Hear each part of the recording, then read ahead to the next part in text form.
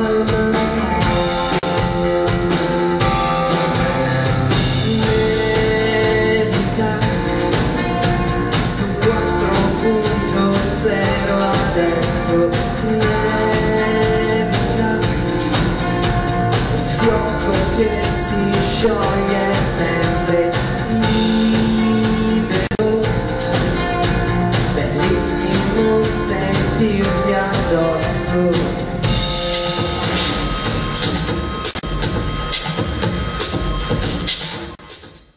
Siamo con Gianluca Lopresti.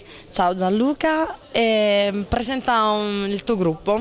Allora, questa è una formazione nuovissima in quanto in realtà io sono un cantautore che si è fermato per un po' di anni, pur avendo già fatto un po' di cose, e quindi è un debutto. Abbiamo diciamo l'unione di due delle formazioni più interessanti della Romagna, che sono gli Aidoru di Cesena, nella fattispecie di Diego alla batteria e Mirko al basso, e i Monofai di Ravenna, dove c'è Emilio alla chitarra.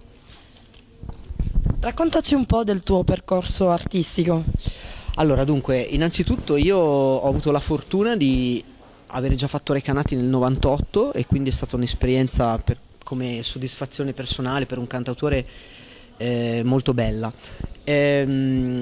Ho fatto un nuovo disco che si chiama Nevica su 4.0, che dovrebbe uscire entro la fine di quest'anno, e quindi ecco, questo è il motivo per cui sono un attimo ritornato, tra virgolette, sulle scene, e mi sono rituffato nel mondo della musica.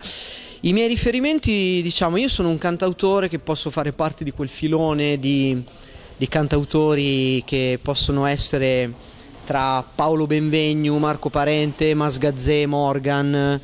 Mi piace molto la musica elettronica, quindi cerco di fondere la canzone d'autore con l'elettronica. So che è una cosa pericolosissima per un periodo storico-culturale come questo in Italia, perché effettivamente è abbastanza tipico, però ci provo e non sta a me decidere se mi viene bene o meno.